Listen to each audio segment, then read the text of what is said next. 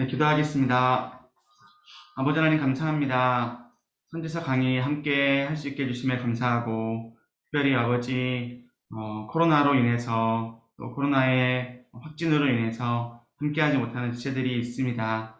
아버지, 속히 또 잘 넘어갈 수 있도록 인도하시고, 치료하여 주셔서, 또 격리하는 기간 가운데서도 답답하지 않도록, 또 하나님과 가까워질 수 있는 시간 될 수 있도록, 또한 귀한 쉼이 있는 그러한 시간이 될 수 있도록 아버지 인도하여 주시옵소서.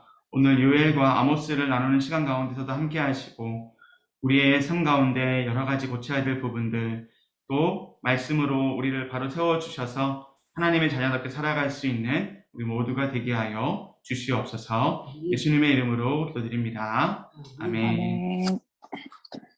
네, 반갑습니다. 네, 우리 오늘도 함께 해주셔서 감사하고요. 오늘은 요엘서와 그리고 아모스서를 나누도록 하겠습니다.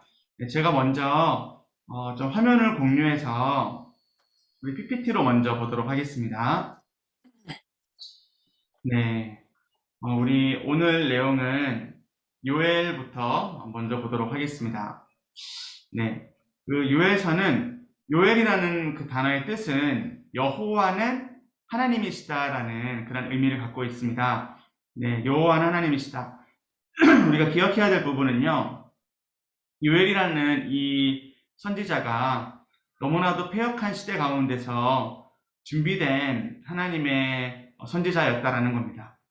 패역한 시대라고 할지라도 하나님께서는 선지자를 두셔서 그 땅 가운데 말씀을 전해주시고 회복을 전하신다라는 것이 우리가 선지서를 바라볼 때 너무나도 중요하게 봐야 될 관점입니다. 네, 다시 한번요. 너무나도 패역하고 심판당에 마땅한 그러한 땅에도 불구하고 하나님은 희망의 그러한 선지자를 남겨주신다. 즉 말씀을 전할 자를 남겨주신다라는 겁니다. 네, 말씀이 희망이기 때문에 반드시 이 말씀을 전할 사람을 남겨두십니다. 네, 그 부분 먼저 기억해 주시고, 요엘은 자신의 이름처럼 그 땅 가운데 하나님을 드러내고 하나님의 말씀을 전했던 선지자였습니다. 네, 요엘서의 핵심 첫 번째는 심판입니다. 네, 심판이고요. 이 심판은 어디에 많이 드러나느냐면 바로 메뚜기 1장에 보면 메뚜기가 등장합니다. 메뚜기뿐만 아니라 팥중이, 황충, 느치도 등장을 하는데요. 이 모든 곤충들이 의미하는 것이 바로 무엇이냐?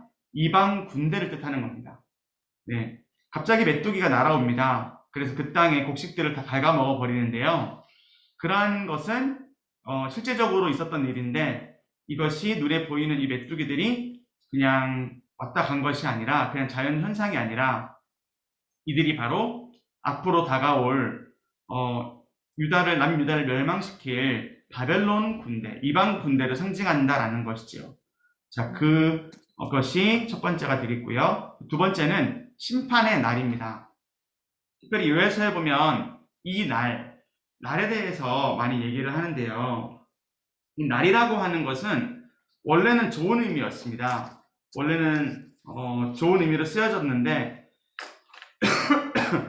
선지자들은 이 날이라고 하는 단어를 심판의 날로 바꾸어서 그렇게 선포를 하고 있습니다. 그리고 이 날은 최후 통첩을 하는 것입니다. 즉, 이 날이 다가오니까 이제 준비해라. 심판당할 준비를 해라. 이것은 반대로 속히 돌아오라라고 하는 그런 회복의 메시지가 담겨 있기도 합니다. 자, 요엘서의 두 번째 핵심은 회복입니다. 네, 보시면 특별히 2장에 그러한 내용들이 많이 나오는데요. 2장 13절에서 14절에 보시면 회개를 촉구하고 있습니다. 나중에 우리가 읽을 거예요. 그리고 28절부터 보시면 회복의 영을 내가 부어주겠다라고 약속을 하십니다. 이 부분도 나중에 살펴보도록 하겠습니다. 자, 우리 오늘은 화면을 보시면 이렇게 성익이 영상이 있어요. 이 영상을 가지고 우리가 내용을 한번 살펴보도록 하겠습니다. 자, 우리 책 이제 준비되셨죠? 책 준비해 주시고 이 책의 9월 10일자부터 우리 가보도록 하겠습니다. 9월 10일자 들려드릴게요. 9월 10일 마음을 찢는 회개. 너희는 옷을 찢지 말고 마음을 찢고 너희 하나님 여호와께로 돌아올지어다. 그는 은혜로우시며 자비로우시며 노하기를 더디하시며 인애가 크시사 뜻을 돌이켜 재앙을 내리지 아니하시나니 주께서 혹시 마음과 뜻을 돌이키시고 그 뒤에 복을 내리사 너희 하나님 여호와께 소제와 전제를 드리게 하지 아니하실는지 누가 알겠느냐. 요엘 2장 13절에서 14절. 1장에서 언급된 모든 농작물을 초토화시키는 메뚜기 재앙은 하나님의 백성에게 임할 심각한 심판을 경고한다. 이 메뚜기 재앙은 곧 하나님의 백성을 멸망시키는 죄송합니다. 다시 할게요. 심판을 행할 강력한 이방 군대를 예고한다. 하나님께서 메뚜기 재앙을 통하여 경고하신 것은 애굽에서 있었던 메뚜기 재앙을 상기시킨다. 이 재앙은 이스라엘 백성이 하나님의 거룩한 백성으로 살지 못했음을 분명하게 보여주시기 위한 것이다. 그 결과 성전에서 섬기는 제사장들과 그를 섬기는 자들은 굵은 배를 허리에 들고 슬피 애곡해야 한다. 장로들과 땅의 모든 백성들 역시 금식 성회에 모여 하나님 앞에서 울부짖어야 했다. 심판의 날은 여호와 하나님께서 그의 백성을 심판하시는 날이다. 이 날은 여호와의 날이요 어둡고 캄캄한 날이요 짙은 구름이 덮인 날이다. 여호와의 이 날은 크고 심히 두려워 누구도 감당할 수 없는 날이다. 이러한 절박한 상황에서 하나님께서는 요엘 선지자를 통하여 회개의 최후 통첩을 하신 것이다. 본문 13절에서 14절의 말씀은 1장에서 주신 말씀의 연장선상에 있다. 이제 온 백성은 금식하며 울며 애통하며 마음을 다하여 하나님께 돌아와야 한다. 옷을 찢지 말고 마음을 찢으라는 권고는 회개의 외적인 표현으로 옷을 찢는 행위를 하지 말라는 뜻이 아니다. 옷을 찢는 형식적인 행위로는 회개가 완성되지 않는다는 뜻이다. 옷을 찢는 것이 마음을 찢는 것의 표현으로 행해질 때 비로소 하나님께서 요구하시는 상하고 통회하는 마음에서 나오는 진정한 회개가 될 수 있다.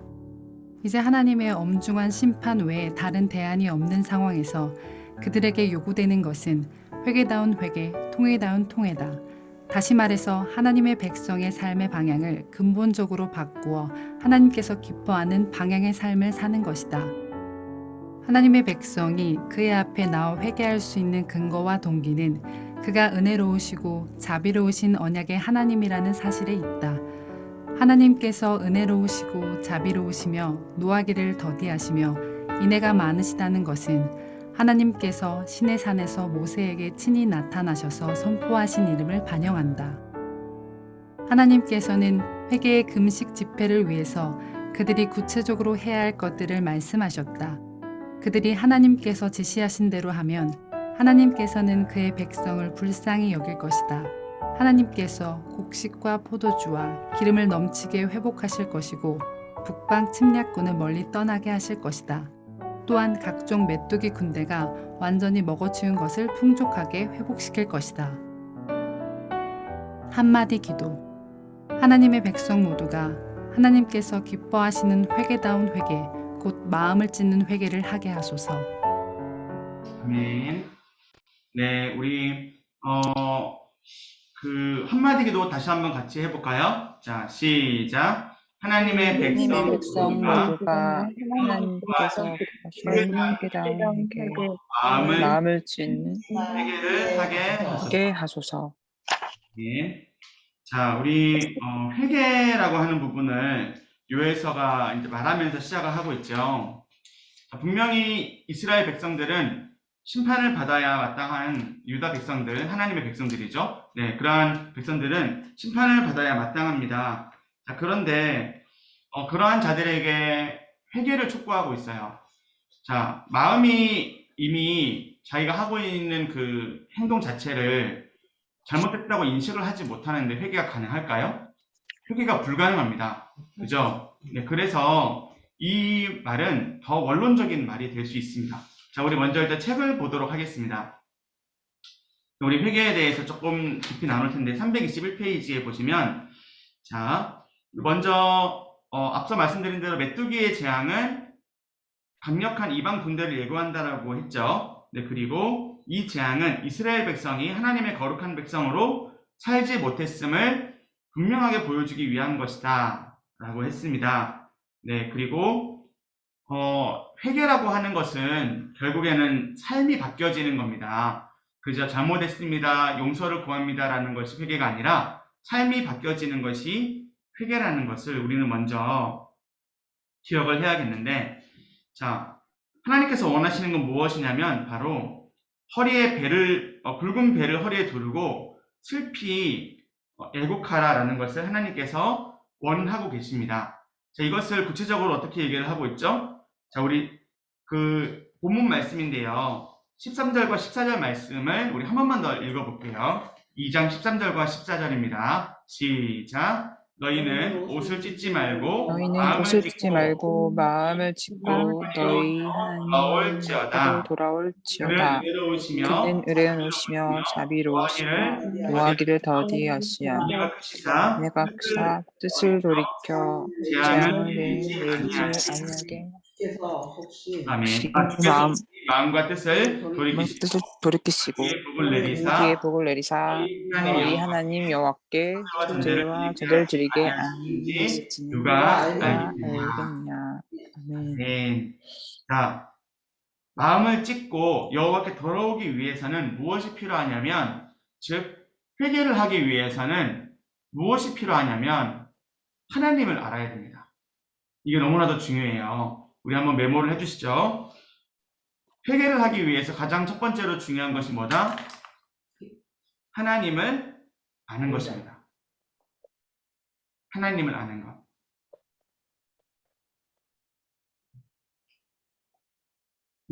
우리 아이들이 잘못을 저지릅니다. 우리 아이들이 잘못을 저지르는데, 우리 아이들이 언제 울면서 엄마 아빠한테 진실되게 돌아오는 줄 아세요?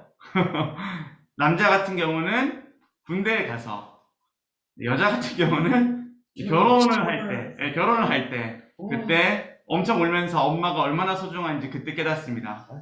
왜냐하면 평소에는 너무 까먹고 있다가 군대라는 특별한 상황, 결혼이라는 특별한 상황을 맞이했을 때 얼마나 부모님이 나한테 소중하고 얼마나 귀한 존재인지를, 또 엄마 아빠의 사랑이 얼마나 큰지를 그때 비로소 깨닫는 거거든요.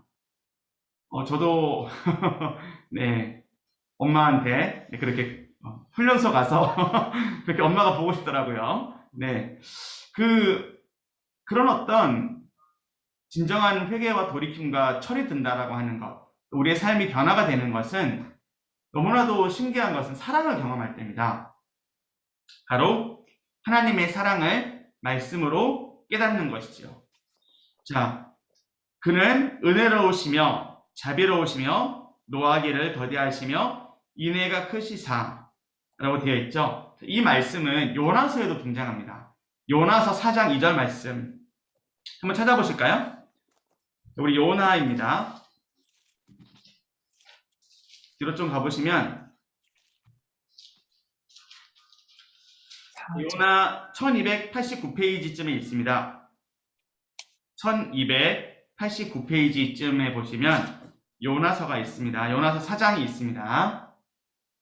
요나서 4장 2절입니다. 자, 우리 이영자 권사님 한번 읽어주시겠습니까? 여호와께 기도하여 이르되 여호와여 내가 고국에 있을 때 일하겠다고 말씀하지 아니하였나이까? 그러므로 내가 빨리 다시스로 도망하였사오니 주께서는 은혜로우시며 자비로우시며 노하기를 더디하시며 인애가 크시사 뜻을 돌이켜 재앙을 내리지 아니하시는 하나님이신지를 내가 알았음이니이다. 아멘. 자, 아멘. 물론 요나서의 분위기와 이 요엘서의 분위기가 좀 다르긴 하지만, 여호와를 표현을 할 때, 하나님이 어떠한 분이신지를 표현을 할 때 이 표현이 자주 등장한다라는 거죠. 은혜로우시고 자비로우시고 노하기를 더디하시고 인애가 크시다. 그리고 뜻을 돌이켜서 재앙을 내리지 아니하신다 라는 겁니다. 하나님의 사랑은 끝까지 사랑하는 그러한 인간의 사랑과 다른 그러한 놀랍고 엄청난 사랑이라는 사실을 우리가 지난 호세아를 통해서 깊게 나누었습니다. 그죠? 자, 오늘의 핵심은 회개라고 말씀을 드렸어요. 회개의 시작도 역시 무엇이 되어야 하느냐면 하나님의 사랑이 되어야 합니다. 하나님의 사랑을 모르면 우리는 절대로 우리의 삶이 달라지지 않습니다. 하나님의 사랑을 모르면 마치 천주교처럼 교회 한번 와서 기도하면 내 죄가 깨끗해질 거야 라고 우리가 신앙적인 어떤 합리주의에 빠지기 시작해요. 네, 마찬가지입니다. 우리가 누군가를 용서하거나 용서를 받을 때도 사랑이 없으면, 사랑이라는 전제가 없으면 용서가 되지도 않고 용서를 받을 수도 없습니다. 우리가 아이들을 대부분 아이들을 만약에 키우신다면 아이들을 이제 가르치고 또 뭔가 누군가의 용서를 해줘야 될 때, 그때 반드시 사랑하는 마음으로 해주셔야 돼요. 그래야지 나도 용서가 되고 용서받는 이도 그렇게 용서를 받았다라고 할 수 있고 또 돌이킬 수 있는 그러한 기회가 되는 것입니다. 인간과의 관계도 그러한데 우리와 하나님과의 관계에 있어서도 우리가 하나님이 은혜로우신 분이고 자비로우신 분이고 노하기를 더디하시는 분이고 인애가 크신 분이라는 것을 우리가 먼저 깨닫는 것이 중요하다는 것을 다시 한번 강조합니다. 네, 우리 계속 한번 책을 보시도록 하겠습니다. 321페이지 321페이지에 좀 끝자락을 보시면 옷을 찢지 말고 마음을 찢으라 라고 되어 있죠. 다시요. 옷을 찢지 말고 마음을 찢으라. 여기에서 마음을 찢는다라는 것에 우리가 방점을 두어야겠습니다. 마음을 찢는다. 자, 이것은 옷을 찢는 형식적인 행위로는 회개가 되지 않고, 자, 322페이지 넘겨주세요. 옷을 찢는 것이 마음을 찢는 것의 표현으로 행해져야 된다. 즉, 하나님께서 요구하시는 상하고 통회하는 마음에서 나와야 진정한 회개가 될 수 있다라는 겁니다. 네, 우리 성경을 한 번만 더 찾아보시겠습니다. 시편 51편입니다. 시편 51편 말씀입니다.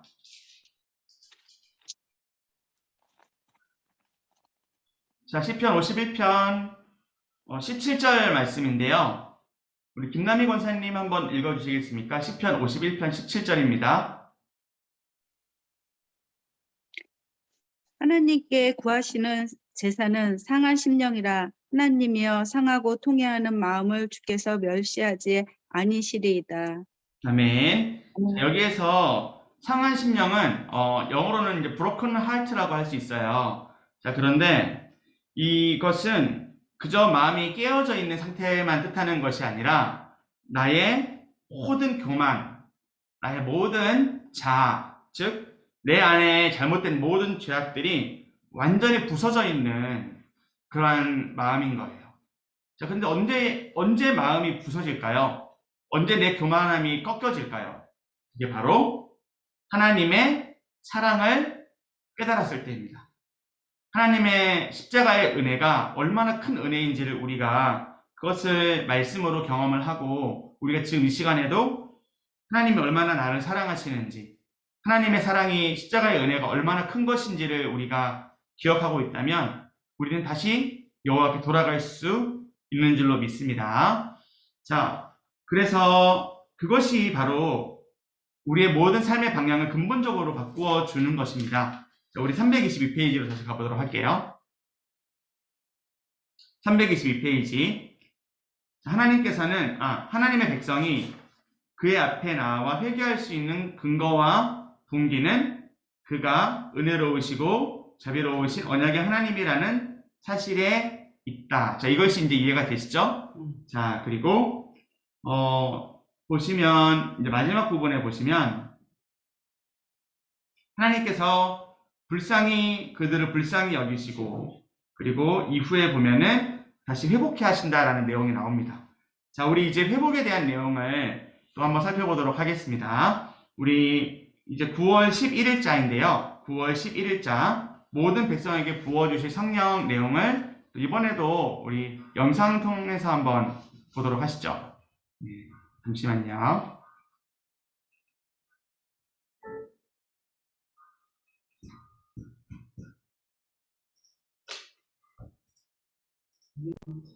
잘 나왔어.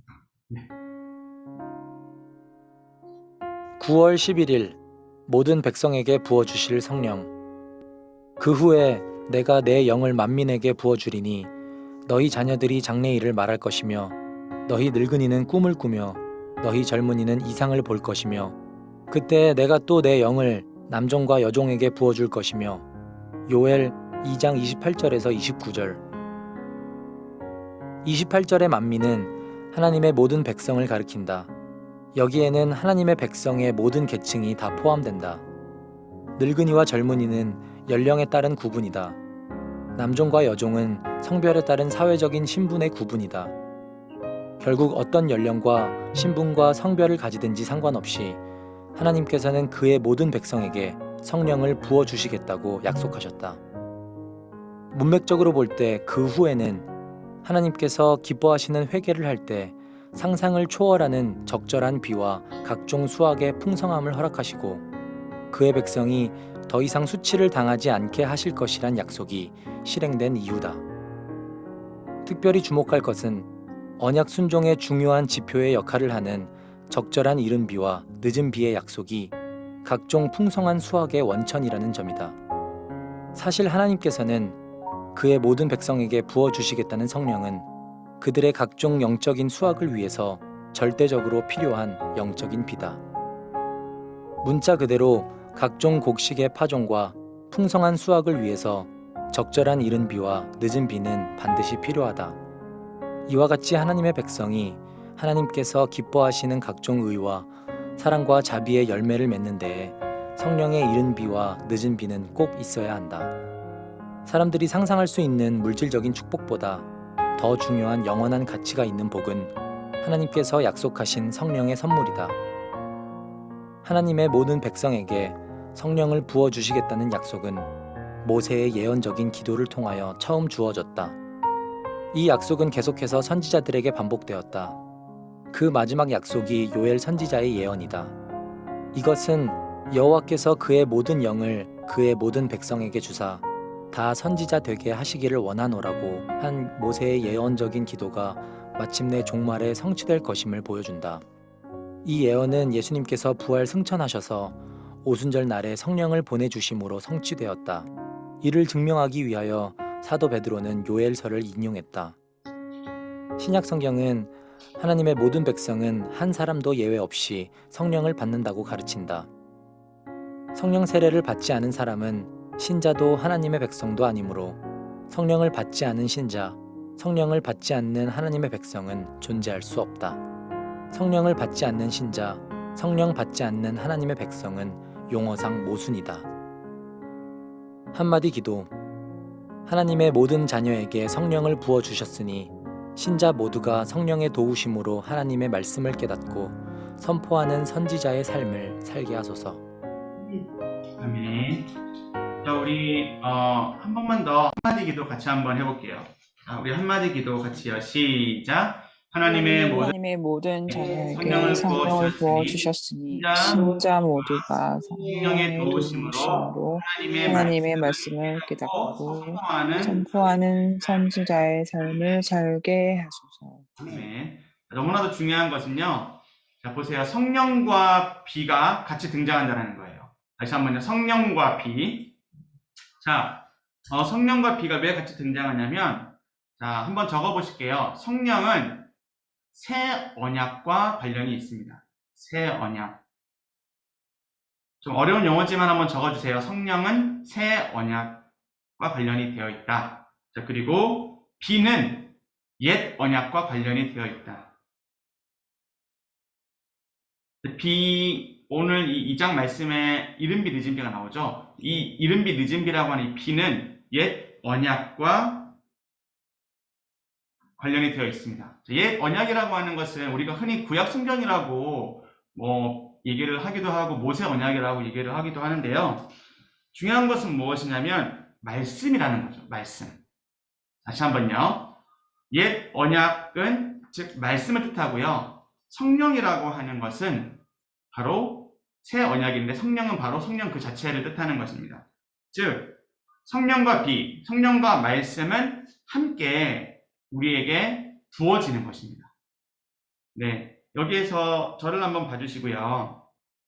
자, 중요한 겁니다. 성령과 피가 함께 우리 마음 가운데 들어오게 된다라는 것이 중요합니다. 우리가 말씀을 듣지 않고 말씀을 믿을 수가 없고요. 또 말씀을 믿지 않고 우리가 성령을 받을 수가 없습니다. 즉 우리가 성령의 사람이 된다는 것은 우리 안에 말씀이 있는 거예요. 자, 제가 이것도 한 번만 더 조금 얘기를 좀 드릴 수밖에 없겠는데, 흔히 말하는 성령 집회, 은사 집회라고 했을 때 그 성령 집회, 은사 집회는 생각보다 많은 부분들이 말씀에서 벗어나 있습니다. 그걸 알고 계시나요?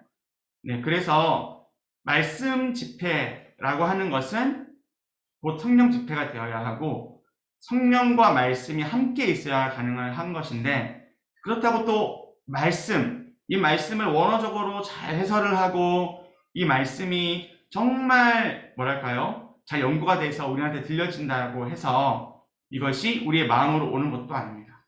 즉 말씀과 성령은 같이 우리 마음 가운데 와야 합니다. 이게 어떠한 의미인지 아시겠죠? 즉 우리가 예배 가운데 말씀으로 은혜를 받았다라고 하는 것은 이 말씀이 깨달아지고 이 말씀이 이해가 돼서 우리 마음 가운데 와서 우리의 모든 전 존재를 변화시킬 때, 그때 비로소 성령이 우리 안에 임하여 역사하신다라고 우리가 표현할 수 있는 거죠. 이해가 되시죠? 그래서 성령 집회를 방언으로, 예언으로, 은사로 이렇게 생각하셔서는 절대로 안 됩니다. 이것은 제가 한번 강조하고 시작하겠습니다. 성경이 말하는 성령은 반드시 말씀과 함께 역사를 하고 있습니다. 자, 우리 말씀 성경을 한번 보도록 할게요. 먼저는 2장 18절입니다. 우리 2장 18절 말씀, 죄송한데 권사님 한 번만 더 읽어주실래요? 김남희 권사님 한 번만 읽어주세요. 2장 18절입니다.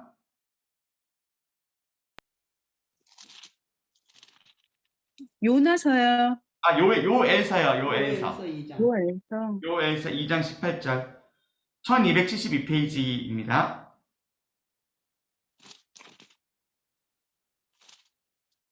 예. 2장 18절이요? 네, 죄송해요. 입니다. 그때 여호와께서 자기 땅에 극진히 사랑하시어 그의 백성을 불쌍히 여기실 것이라. 아멘. 자, 그래서 네, 여호와께서 자기의 땅을 어떻게 하신다고요? 극진히 뭐 하신다고요? 사랑하시오. 사랑하십니다. 사랑하셔서 그 땅을 불쌍히 여기시겠대요. 자, 그러면 하나님께서 어떠한 일을 하실까요? 어떠한 일을 하시겠냐면 23절 말씀을 보시면 내가 이른 비를 너희에게 적당히 줄 것이고 이른 비와 늦은 비를 적당하게 줄 것이다 라고 하고 있어요. 자, 생명체에게 있어서 비가 얼마나 중요하고 물이 얼마나 중요한지 잘 알고 계시죠? 네, 집에서 혹시 식물을 키우시면 물 안 주면 이 녀석들이 어떻게 되는지 잘 아시게 될 겁니다. 자, 비는 꼭 있어야 됩니다. 자, 성령에 있어서 비는 반드시 있어야 합니다. 다시 한번요. 성령에 있어서 비는 반드시 있어야 돼요. 이 비라고 하는 것은 말씀이라고 했는데 이 말씀의 역할은 무엇이냐면 엑스레이 같은 거예요. 다시 한번요. 이 말씀이 우리 마음 가운데 적셔진다라고 하는 것, 우리 마음 가운데 온다라고 하는 것은 이 말씀이 깨달아지는 것인데 이것은 앞서 우리 했던 주제와 연결이 되는데요. 우리의 죄악이 드러나는 거예요. 자, 병원에 갑니다. 제가 만약에 갈비뼈가 부러져 있습니다. 그러면 이 갈비뼈를 어떻게 볼 수가 있나요? 부러진 갈비뼈를? 제가 엑스레이를 찍어야만 이게 보이는 거죠. 자, 지금 제가 옷을 입은 상태에서 옷을 벗는다고 할지라도 살이 있는 상태에서는 뼈가 보이지 않습니다. 그죠? 우리 다 마찬가지입니다. 우리 안에 있는 이 죄는 우리의 눈과 우리의 겉모습으로는 절대 알 수가 없어요. 우리가 어떻게 진단을 받아야 되냐면 말씀이라는 엑스레이 앞에서 진단을 받아야 돼요. 자, 그러면 엑스레이로 진단을 받고 뼈가 부러졌네요 라고만 하면 끝인가요? 아니죠. 자, 우리가 이 말씀만 달달달달 한다고 해서 되지 않는다라는 것은 바로 무엇이냐면 바로 이 말씀은 엑스레이 역할이기 때문에 자꾸 우리를 정죄합니다. 그런데 이 말씀을 읽고 볼 때 우리가 어떠한 마음과 어떠한 믿음으로 봐야 되냐면 예수님 믿는 자로서 하나님 이 말씀으로 나를 고쳐주세요. 예수님 십자가의 능력으로 성령의 그 능력으로 나를 치유해주세요라고 할 때 이 말씀이 읽기만 해도 내 마음 가운데 깨달음을 주고 치유함을 주는 거죠. 즉 말씀, 엑스레이와 치료자이신 예수님의 영인 성령이 함께 돼야 치료가 가능한 것입니다. 다시 한번요. 이른 비와 늦은 비, 이것은 내가 무엇을 내려주겠다, 치유책을 주겠다라고 했는데 이 치유책이 바로 말씀이었어요. 말씀을 내려주시고 이 말씀과 함께 주시는 것이 성령입니다. 성령이 있어야만 이것이 치료자가 되고 이것이 의사예요. 그래서 우리의 마음을 이 진단한 것을 고쳐줄 수가 있는 거죠. 이해되시죠? 그렇다면 우리 28절 말씀, 32절 말씀인데요. 너무 중요하기 때문에 28절에서 32절은 다 같이 한번 읽어보도록 하겠습니다. 같이요. 자, 시작. 그 후에 내가 내 영을 만민에게 부어 주시리니 너희 자녀들이 장래일을 말할 것이며 너희 늙은이는 꿈을 꾸며 너희 젊은이는 이상을 볼 것이며 그때 내가 또 내 영을 남종과 여종에게 부어줄 것이며 내가 이적을 하늘과 땅에 베풀리니 곧 피와 불과 연기 기둥이라.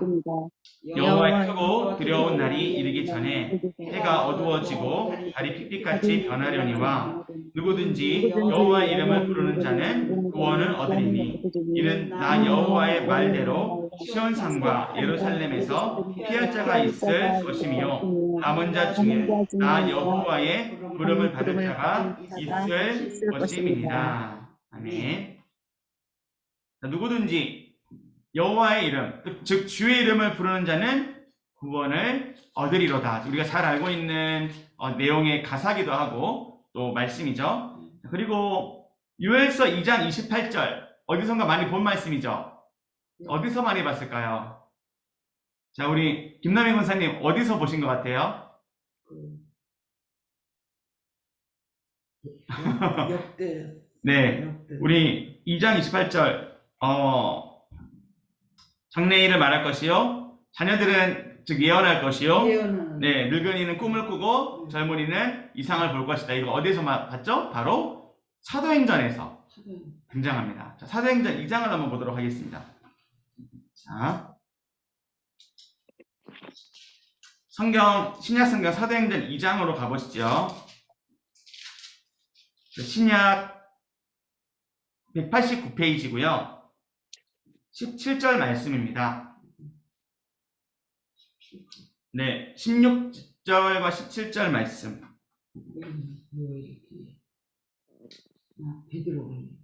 네, 2장 16절에서 17절 말씀인데요. 자, 우리 이영자 권사님 한번 읽어주시겠습니다. 16장부터요? 16절, 17절. 네. 이는 곧 선지자 요엘을 통하여 말씀하신 것이니 일렀으되 하나님이 말씀하시기를 말세에 내가 내 영을 모든 육체에 부어주리니 너희의 자녀들은 예언할 것이요 너희의 젊은이들은 환상을 보고 너희의 늙은이들은 꿈을 꾸리라. 아멘. 자, 앞서 말씀드린 대로 성령과 비 중요하다고 했습니다. 그죠? 성령과 비인데 비가 말씀이라고 했고 성령은 예수님의 영이에요. 그죠? 자, 성령 하나님이 말씀을 통해 역사를 하실 때 그때 우리가 잘 알고 있는 오순절날 성령이 이 땅 가운데 임하게 됩니다. 자, 그런데 이게 너무나도 중요한 것입니다. 이게 뭐냐 하면 이게 바로 새로운 앞서 이 말씀을 모세 언약의 기준으로 지켜왔는데 이제부터는 어떻게 지키게 되냐면 바로 이 말씀이 모세 언약이 아니라 바로 오직 예수님의 십자가와 부활 이것이 중심이 되어 이제 앞으로 이것이 복음이 되어 나아가기 시작한다는 거죠. 다시 한번요. 원래는 구약에 있는 이 성경과 구약에 있는 이 약속의 말씀만 계속 봐왔어요. 근데 이제부터는 예수님이 십자가에 죽으시고 부활한 것이 이 모든 언약의 결정체였구나, 즉 완성이구나라는 것을 알게 된 거죠. 그걸 깨닫게 된 거죠. 그래서 그때부터 어떻게 되느냐면 영이 부어져서 예언을 하기 시작합니다. 그리고 젊은이들이 환상을 봅니다. 그리고 늙은이들이 꿈을 꿉니다. 자, 이것은 신비한 일이죠. 예언을 하고 환상을 보고 꿈을 꾸는 것. 자, 그런데 이것이 사실상 무엇과 연결이 되어 있는 거냐면 말씀과 연결이 되어 있는 거예요. 말씀. 그러니까 제가 예를 들어서 자녀라고 칠게요. 자, 자녀들은 예언을 합니다. 우리 여기 이현진 집사님이 젊은이라고 칠게요. 우리 이현 집사님이 환상을 봅니다. 그리고 우리 김남희 권사님이 꿈을 꿉니다. 네, 죄송해요. 늙은이는 아니지만, 그 꿈을 꿉니다. 자, 이것은 동일하게 우리 세 명이 다 성령이라는 은혜를 받고 성령이라는 분 때문에 즉 말씀이 우리 가운데 있어서 이것을 이런 식으로 선포하게 된다는 거예요. 이해되시죠? 즉 우리가 예언을 하고 환상을 보고 꿈을 꾼다라고 하는 것은 그 행동이 중요한 것이 아니라 이것이 왜 가능해지냐, 이것이 어디에서 나오느냐, 바로 말씀에서 나오게 된다는 거예요.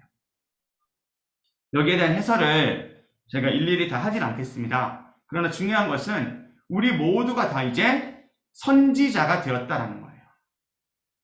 젊은이도 자녀들도 늙은이도 모든 하나님의 자녀들이, 모든 하나님의 백성들이 선지자가 되었다라는 것이 이 말씀의 해설이 되겠습니다. 이해되시나요? 그래서 이것이 바로 성령 세례인 거예요. 이것이 바로 비와 성령이 우리 마음 가운데 함께 들어온 그러한 성령 세례가 되는 것이죠. 이해되시죠? 자, 책의 323페이지를 한 번만 더 보시도록 하겠습니다. 책으로 한번 가보시죠. 323페이지에 밑에 줄을 보시면 이것은 여호와께서 그의 모든 영을 그의 모든 백성에게 주사 다 선지자 되게 하시기를 원하노라라고 한 모세의 예언적인 기도가 마침내 종말에 성취될 것임을 보여준다라고 되어 있죠. 네. 보이시나요? 네. 그리고 이 예언은부터 한번 볼게요. 이 예언은 예수님께서 부활 승천하셔서 오순절날에 성령을 보내주심으로 성취되었다. 즉 저와 우리 집사님, 권사님, 우리 모두가 다 선지자적인 역할을 할 수 있게 되었다 라는 것이죠. 이것이 먼저 우리한테 믿어져야 돼요. 자, 그리고 뒤에 보시면 성령 세례를 그 전에요. 신약 성경은 하나님의 모든 백성은 한 사람도 예외 없이 성령을 받는다라고 가르친다. 성령 세례를 받지 않은 사람은 신자도 하나님의 백성도 아니므로 성령을 받지 않는 신자, 성령을 받지 않는 하나님의 백성은 존재할 수 있다, 없다? 없다. 자, 여기에서 이제 하나 짚고 넘어가야 되겠습니다. 성령 받으셨습니까? 만약에 누가 이렇게 물어봅니다. 그러면 우리 뭐라고 얘기를 해야 될까요? 받았다고 얘기를 할 수 있는 거죠. 자, 특별히 오순절이나 침례교나 순복음교회 이런 데 가면 성령 받았습니까? 라는 것을 방언을 할 수 있으면 성령 받았다 라고 얘기를 해요. 그리고 예언을 한다든지 은사를 갖고 있는 사람을 성령 받았다 라고 이제 얘기를 한단 말이죠. 근데 이것은 완전 성령을 잘못 이해한 거예요. 아셨죠? 방언을 못하면 성령 안 받았다고 그러는 거예요? 그렇죠. 방언을 받지 않으면 성령 못 받았다라고 그 사람들이 아예 그냥 결론을 내려버리거든요. 맞아요. 기도는 네. 방언으로 기도. 성령을 받았다라고 하는 것은 말씀이 믿어지고 우리가 하나님의 자녀가 된 것이 성령을 받은 상태인 거예요. 맞아요. 이해되십니까? 네. 다시 한번요. 성령을 받았다라고 하는 것은 우리가 구원받은 자로서 제일 첫 번째로 일어나는 그러한 시작이 된다라는 거예요. 신약 시대부터는, 지금부터는 성령을 받아야만 구원이 시작되는 거예요. 이해되십니까? 성령을 받아야만, 성령 세례를 받아야만 우리의 구원이 시작이 되는 것입니다. 근데 그 전에는, 이 성경에는 성령 시대가 아니었기 때문에 이렇게 베드로가 설교를 하고 또 요엘이 선포를 할 때, 그때 이 말씀을 들은 자들이 이 말씀을 믿게 되는 거죠. 그때야 비로소 성령이 부어지게 되는 거죠. 자, 그런데 지금 이 시대는 예수님의 십자가와 부활이, 제가 아까 말씀드렸죠, 이 복음의 새 언약, 이 복음의 핵심이 되었잖아요. 그래서 이것을 믿어지는 것 자체가, 이 성령과 피가 우리 마음 가운데 들어오게 되는 것이 바로 믿어지는 첫 시작이 되는 것이고, 이것이 바로 성령 세례라고 하는 것입니다. 이해되시죠? 자, 그렇다면 우리가 이제 성령을 받았으니 우리는 이제 계속해서 싸움이 시작이 되는 거예요. 우리가 계속해서 죄와 싸우게 되고, 죄에 대해서 생각을 하게 되고, 우리의 삶 역시도 하나님의 자녀답게 살려고 계속해서 몸부림을 치게 되는 그런 부분들이 일어나게 되는데, 그것은 바로 우리가 구원이 성령을 받았다고 끝이 아니라 이제 우리는 계속해서 자라나는 나무처럼 계속해서 자라나야 되기 때문에 우리 안에서 이러한 싸움들이 끊임없이 일어나게 되는 것입니다. 자, 이 부분은 또 다음번에 설명을 하도록 하겠습니다. 자, 이해되시죠? 네. 내용이 그렇게 어렵지는 않습니다. 성령이 부어져야 하나님의 자녀가 된다. 그리고 성령은 반드시 말씀과 함께 일을 한다. 이것이 중요한 핵심이 되었습니다. 자, 요엘의 중요한 부분은 바로 이 심판과 회복이었고요. 이제 아모스로 넘어가 볼게요. 아모스도 사실 똑같습니다. 근데 아모스도 먼저 PPT로 좀 보면서 가시도록 하시죠. 네, 잠시만요.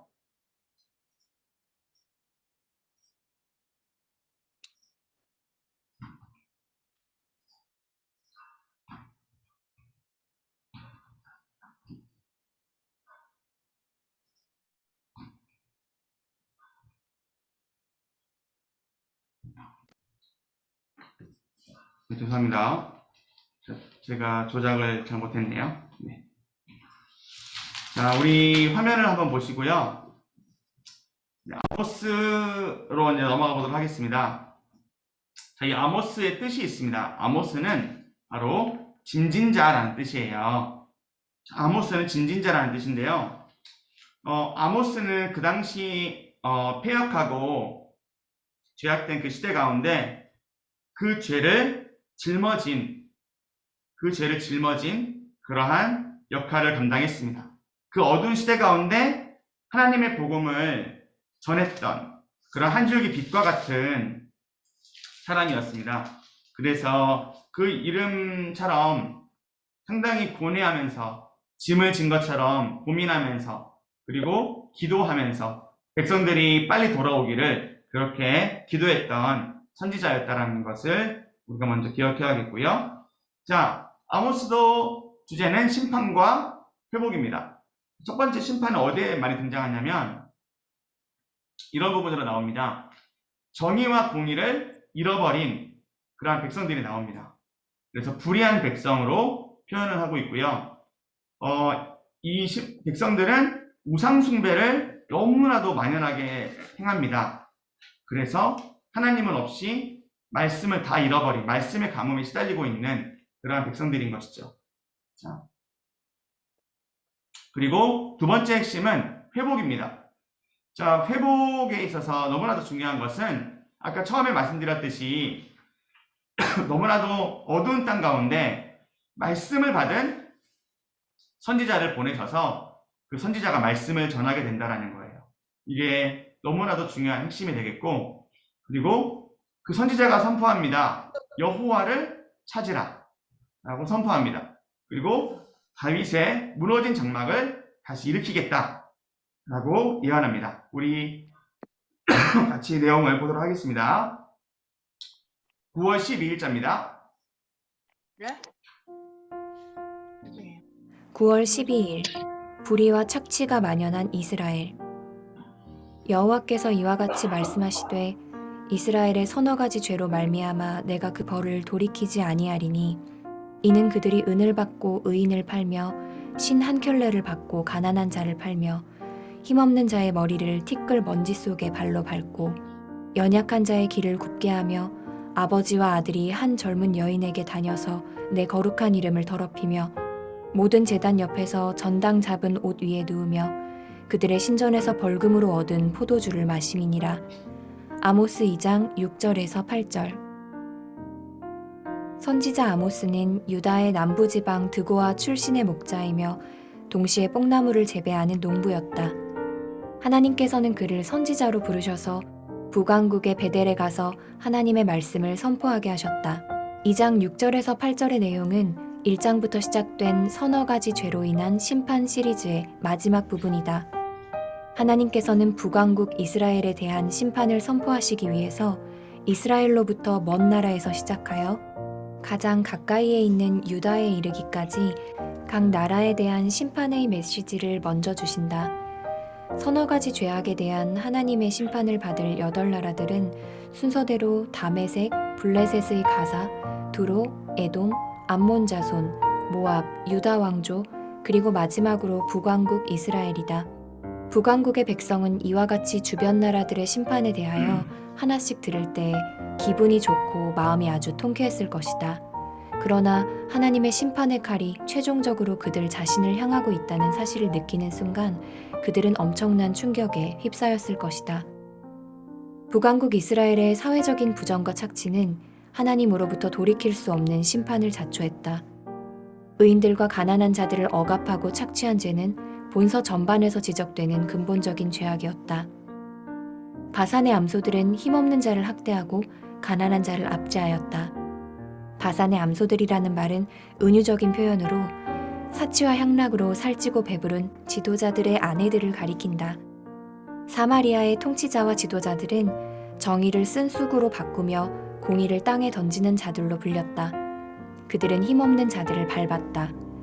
또한 저울추를 속여 엄청난 부당 이득을 챙겼다. 지도자들은 이러한 부정과 착취와 속임을 통해서 사치를 일삼았다.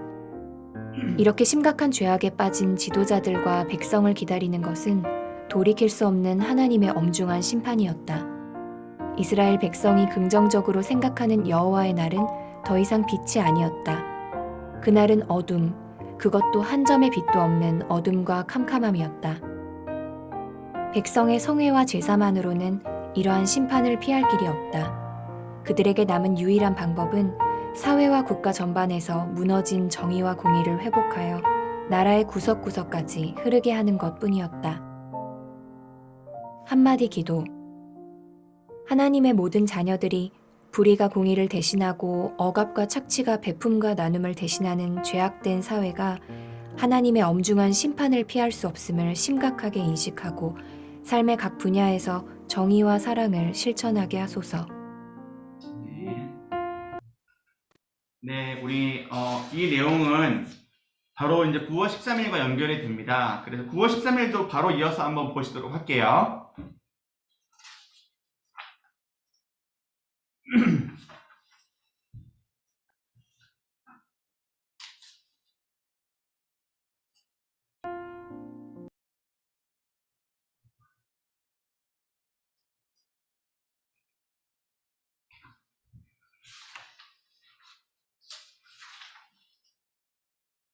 죄송합니다. 바로 다시 보여드릴게요.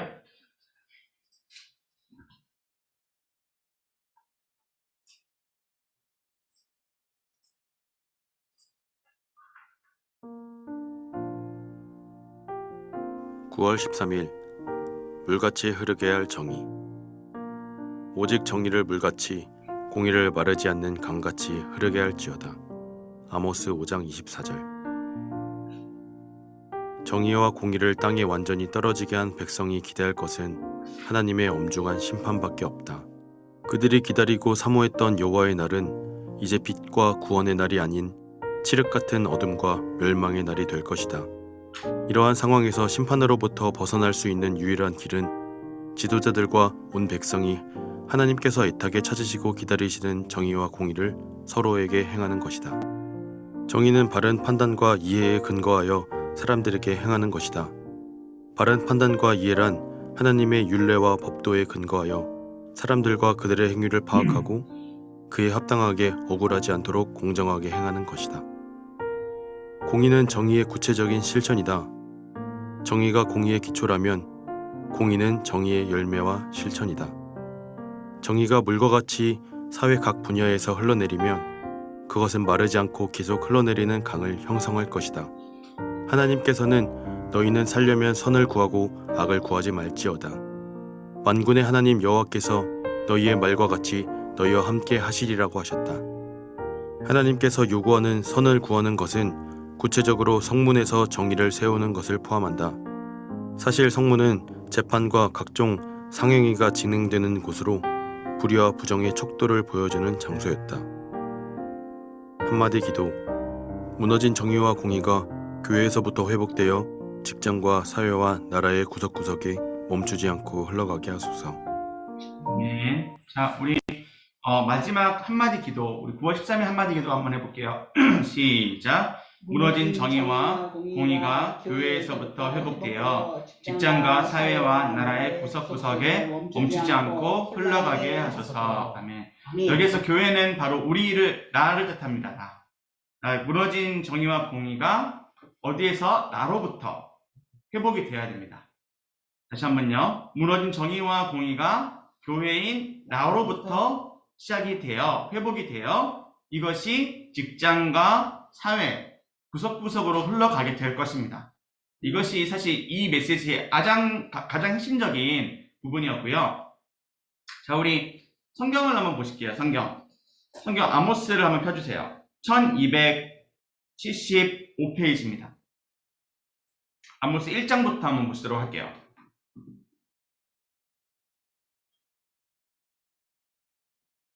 네, 아모스 1장 보셨나요? 3절에 보시면 다메섹이 나오죠. 그리고 6절에는 가사가 나옵니다. 그리고 9절에 두로가 나오고요. 11절에 에돔이 나오고요. 암몬이 13절에 나옵니다. 그리고 2장으로 넘어가시면 모압이 1절에 나옵니다. 4절에 보시면 이제 하나님의 백성 유다가 나오죠. 그리고 6절을 보시면 아모스가 활동했던 그 나라죠. 북이스라엘이 벌을 받게 되는 그러한 심판의 메시지를 아모스에게 줍니다. 아모스가 이 말씀을 선포할 때 얼마나 떨렸겠습니까? 그죠? 이 말씀을 선포할 때 얼마나 외로웠을까요? 자, 그런데도 이렇게 심판을 당하는 그 이유들을 얘기하고 있죠. 그것이 뭘까요? 자, 이제 책으로 가볼게요. 책으로 가셔서 324페이지. 자, 9월 12일자 그 다음 장입니다. 324페이지를 한번 봐주세요.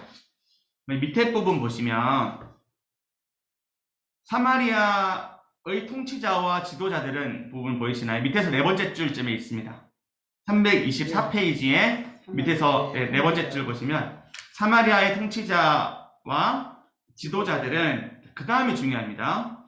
정의를 뭘로 바꿨다고요? 순수로 바꾸고 공의를 어떻게 했어요? 땅에 던지는 자들로 불렸습니다.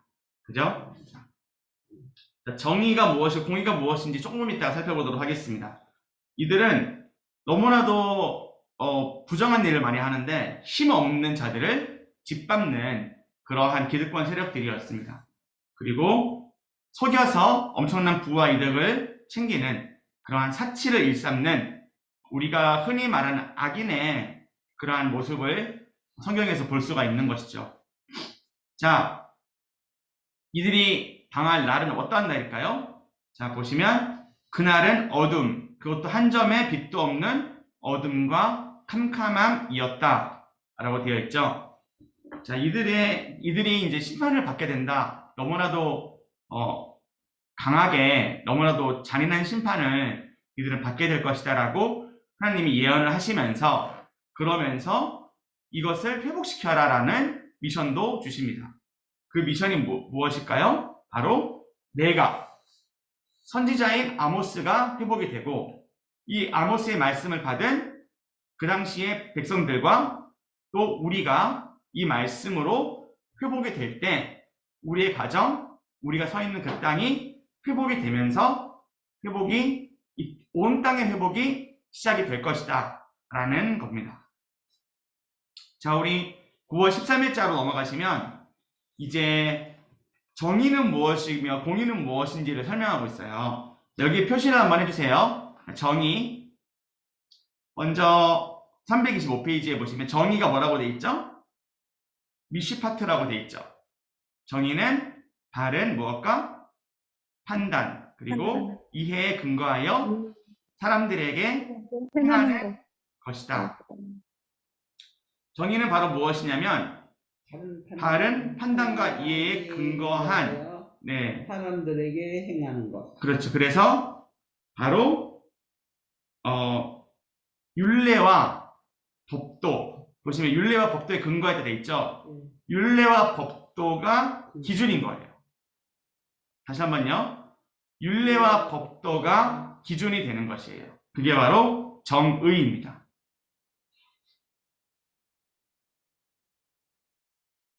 한 번 더요. 율례와 법도라는 그 판단 기준, 그 저울을 가지고 재는 거예요. 이게 바로 정의입니다. 이해되시나요? 네. 기준.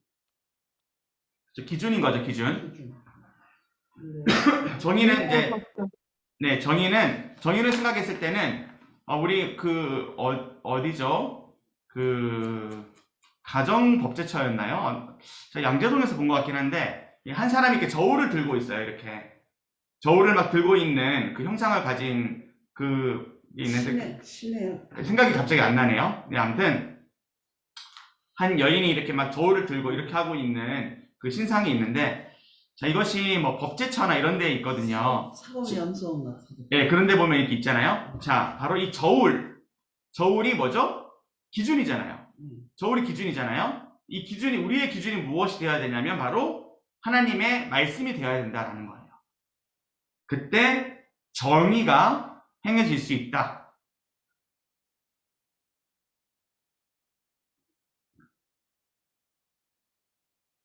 그리고 공의를 한번 보도록 하겠습니다. 공의는 체데카라는 단어인데요. 이 체데카는 실천입니다. 실천. 정의의 실천.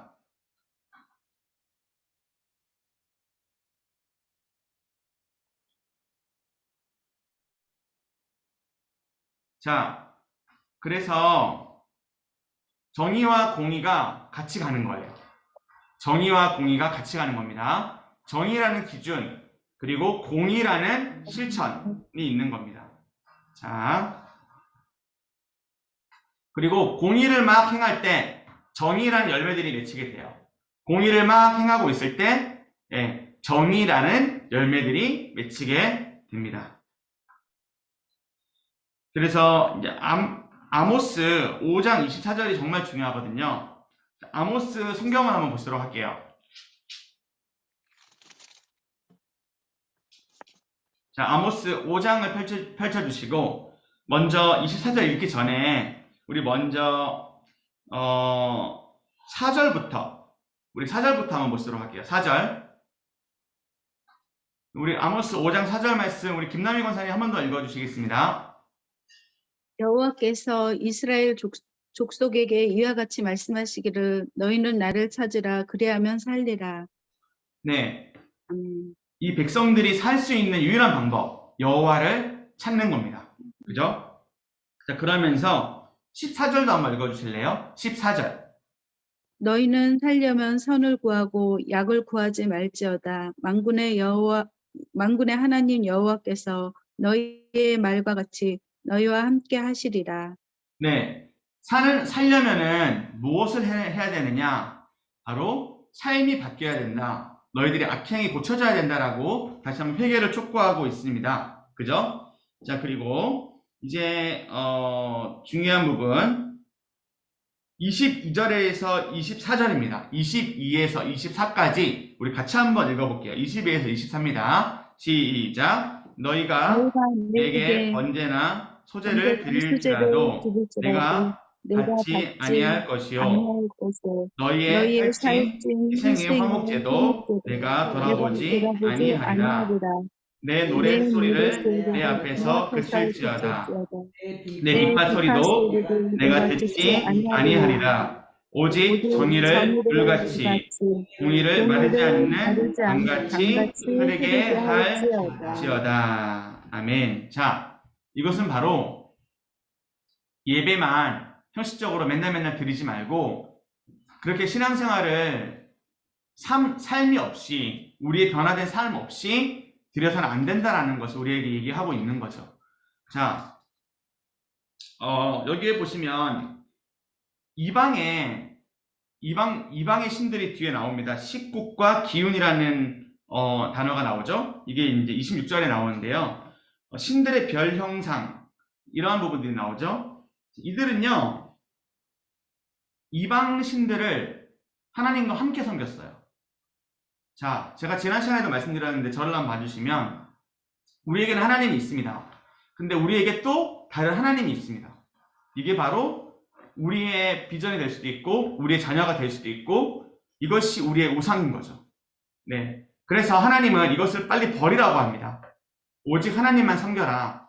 즉 하나님의 말씀대로 우리가 이 말씀을 기준으로 하면 우리의 자녀, 우리의 비전, 우리의 모든 길이 형통하게 하나님께서 이끌어 가신다. 하나님께 다 맡겨라 라고 우리에게 얘기하고 계시는 거죠.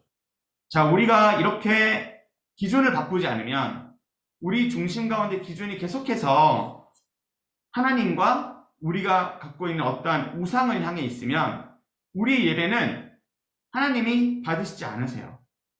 우리의 예배는 형식적인 예배가 될 수밖에 없어요. 우리의 예배는 아무리 간절히 예배를 드려도 하나님께 예배 드리지만 하나님, 내 우상을 위해서 하나님이 있어야 합니다. 하나님, 내 꿈을 위해서 하나님이 있어야 합니다. 하나님, 나의 잘됨을 위해서 하나님이 있어야 합니다. 라고 가게 될 수밖에 없는 거예요. 제가 요엘서를 시작하면서 말씀드린 게 있습니다.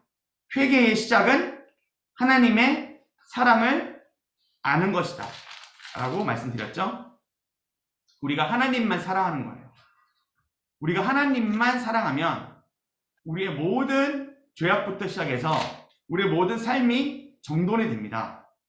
우리의 삶이 정의롭게 되고 정의라는 기준을 가지고 우리의 삶이 공의롭게 됩니다. 우리가 많은 고민들을 가지고 땅을 살아가잖아요. 근데 그 가운데 있어서 정의와 공의를 우리의 가정 가운데 실천하게 되고 정의와 공의가 우리가 갖고 있는 기준이 정의와 공의라서 우리의 기준을 다른 사람들이 보고 우리가 본이 되는 거예요. 정의와 공의의 본이 되는 거죠. 이해되십니까? 그래서 정의와 공의를 세우기 이전에 먼저 우리의 참된 예배가 회복이 되어야 된다라고 또 말씀을 하시는 겁니다. 성경 한 구절만 더 보시도록 하겠습니다. 자, 9장입니다. 9장 11절입니다.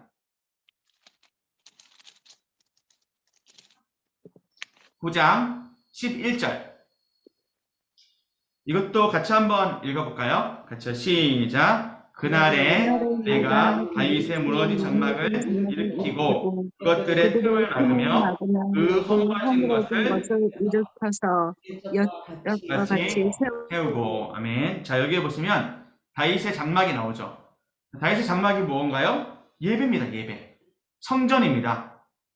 자, 우리 지난주 주일날 말씀에는 다윗을 위한 다윗의 성전, 다윗성이었죠? 다윗을 위한 그 집이 나오는데 그것은 이제 두로왕 히람이 지어주잖아요.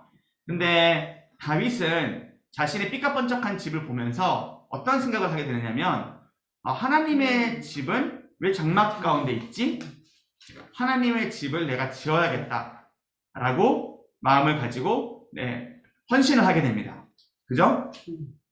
그러나 다윗의 손에 피가 많아서 하나님께서는 다윗이 아닌 다윗의 아들 누구로부터? 솔로몬으로부터 네, 성전을 완공하게 하시죠. 아무튼 이 성전은 다윗이 하나님께 서원하고 다윗이 네, 하나님의 집으로서 이제 짓게 된 그러한 성전입니다. 그죠? 재료를 많이 쌓았죠. 네. 그래서 이 성전이 갖고 있는 여러 가지 의미가 있습니다. 이 성전은 완성은 되었지만 이 성전은 곧 무너집니다. 바벨론에 의해서 무너지게 되죠.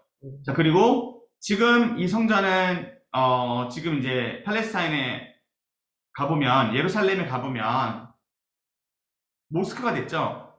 즉 이슬람 사원이 됐죠. 아시죠?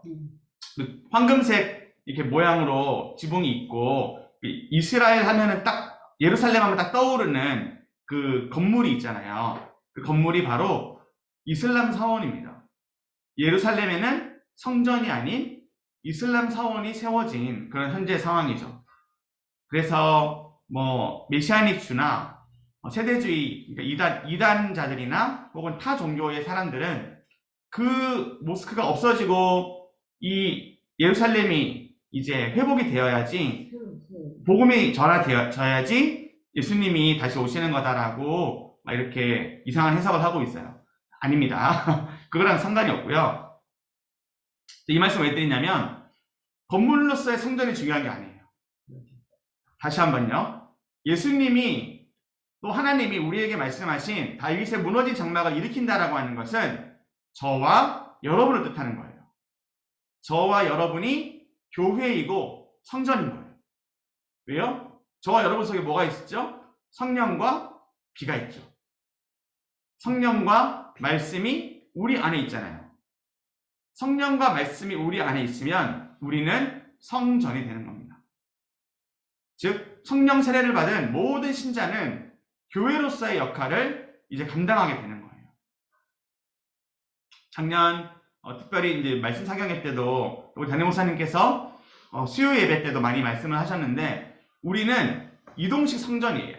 우리는 움직이는 교회입니다.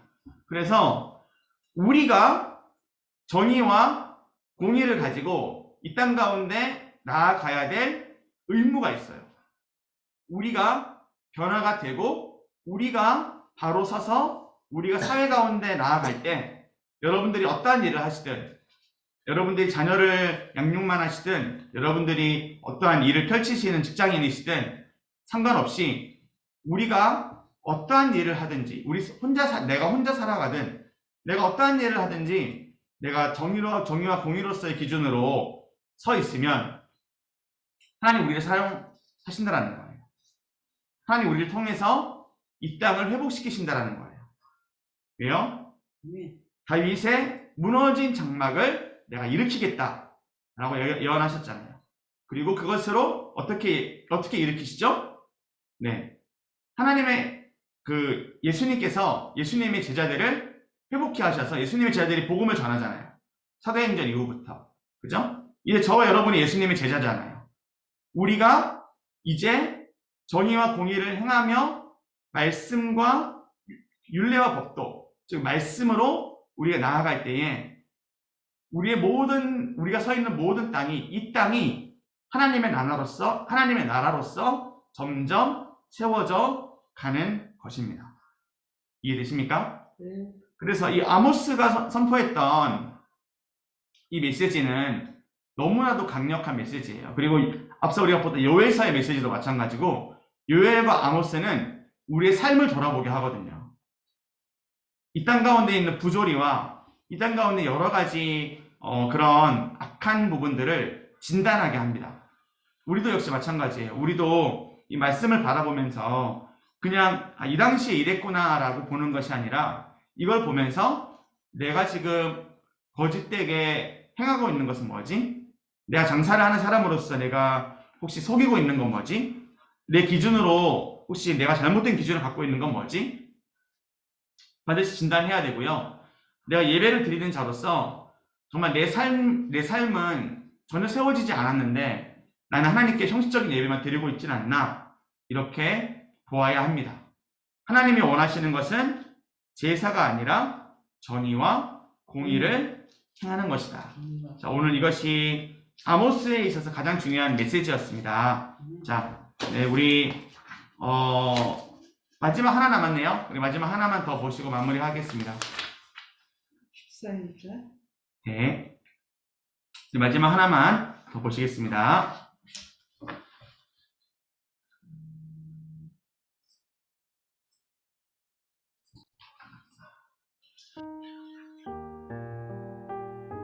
(9월 14일) 최악의 말씀 가뭄. 주 여호와의 말씀이니라. 보라, 날이 이를지라.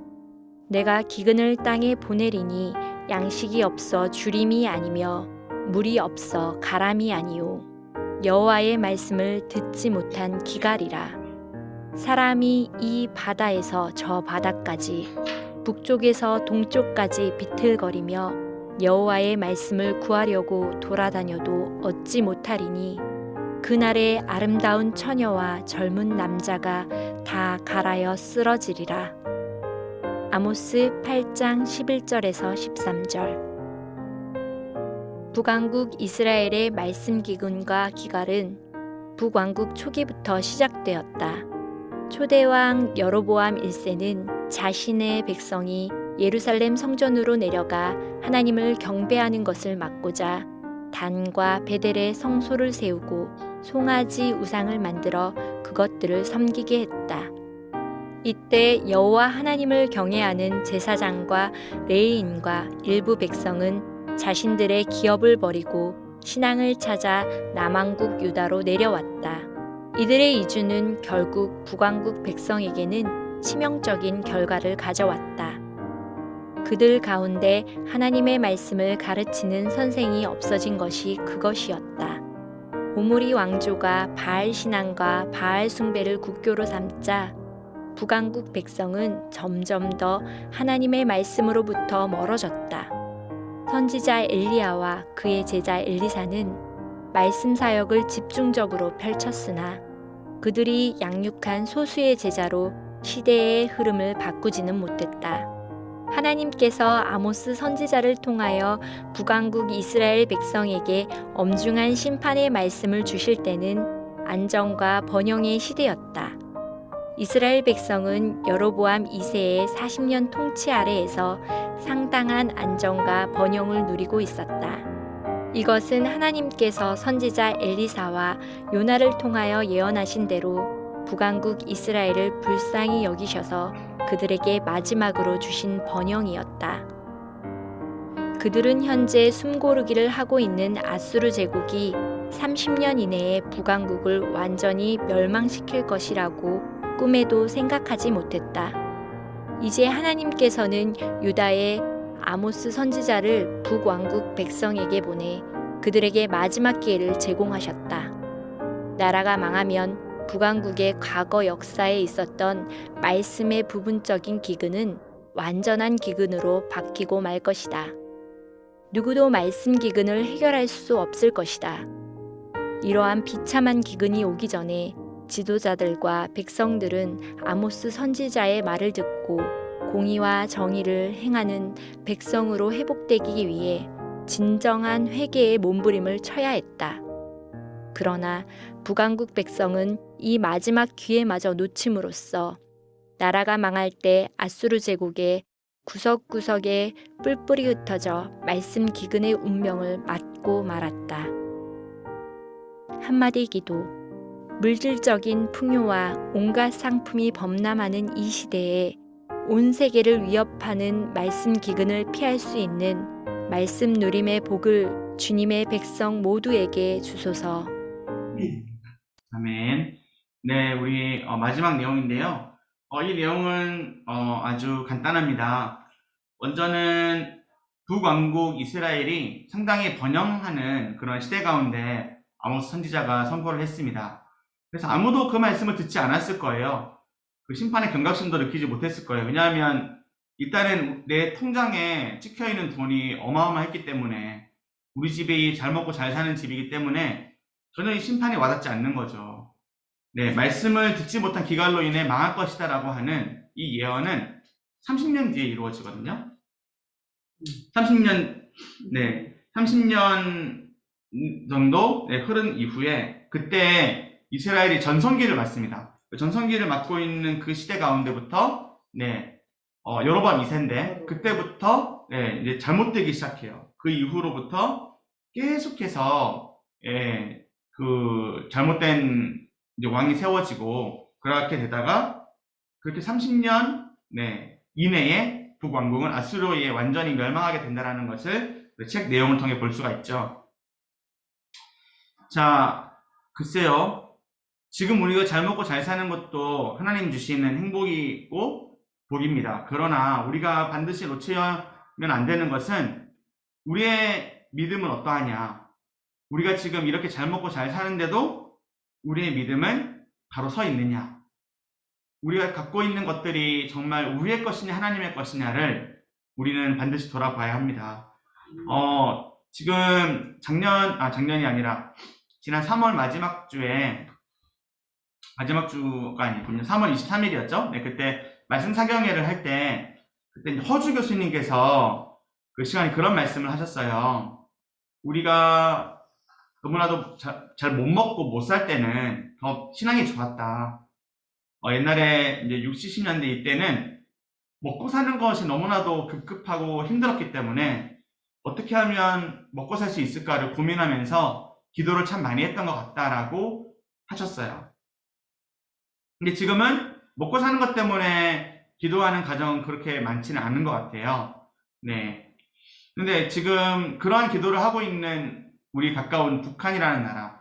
북한은 우리를 위협하기도 하지만 또 우리가 그를 위해서 기도도 해야 되죠.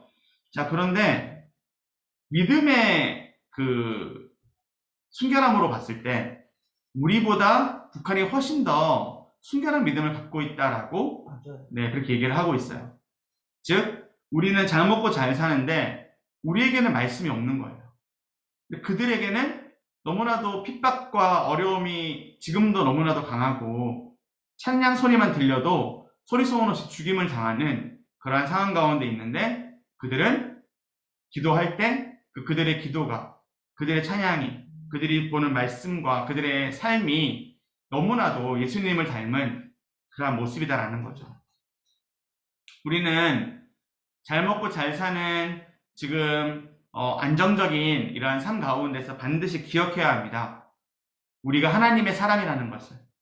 우리는 반드시 기억해야 합니다. 우리가 갖고 있는 것은 우리의 것이 아니라 하나님 것이라는 것을. 그리고 우리는 반드시 기억해야 합니다. 우리가 이럴 때 더 말씀으로 바로 서고 더 정의와 공의를 행하려고 몸부림을 치고 하나님의 자녀답게 살려고 매일매일 말씀을 붙잡아야 된다는 것이죠. 자, 오늘 아모스의 마지막은 말씀을 듣지 못한 기갈, 이것이 이스라엘 백성이 멸망한 이유다라고 우리에게 메시지를 주고 있습니다. 저와 여러분에게 혹시 이러한 기근이 없는지 우리도 한번 점검해 봅시다. 그리고 말씀의 그 기갈은 말씀을 사모하지도 않고 말씀이 예배 시간에 들리지도 않고 그 말씀이 들려도 거부하는 거예요. 다 말씀의 기갈입니다. 우리가 그 말씀에 불순종하는 것도 말씀의 기갈입니다. 네. 그래도 우리 창신교회는 담임 목사님께서 말씀으로 우리를 먹이시려고 상당히 노력을 많이 하시고 우리 교회의 방향성은 사실 우리 주변에 있는 교회들과 정말 다른 방향성을 갖고 있어요. 저는 그래서 정말 기대도 되고 희망이 너무나도 많이 보입니다. 그러나 제가 경험했던 교회도 그렇고 한국 교회의 대부분은 말씀 원하지 않아요. 일단 성도들이 말씀을 원하지 않아요. 성도들은 나를 즐겁게 해주는 말씀, 내가 들었을 때 위로가 되고 은혜가 되면 그만이야 라고 이미 성도들부터 그런 마음을 갖고 있어요. 이거 자체가 말씀의 기갈입니다. 하나님의 말씀이 선포될 때 그 말씀을 진리로 받아들이고 그 말씀이 바르게 선포가 되어야죠.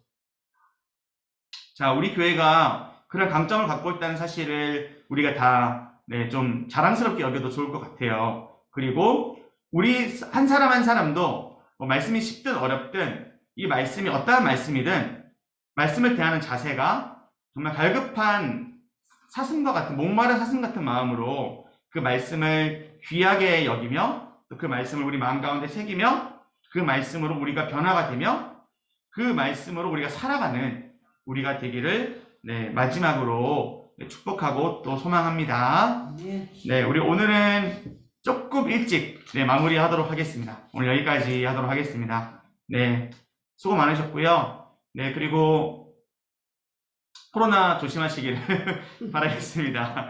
네, 그래요. 네, 그러면 제가 마무리 기도하고 우리 마무리하겠습니다. 아버지 하나님 감사합니다. 정말 우리의 중심 가운데 말씀이 있는지를 돌아봅니다.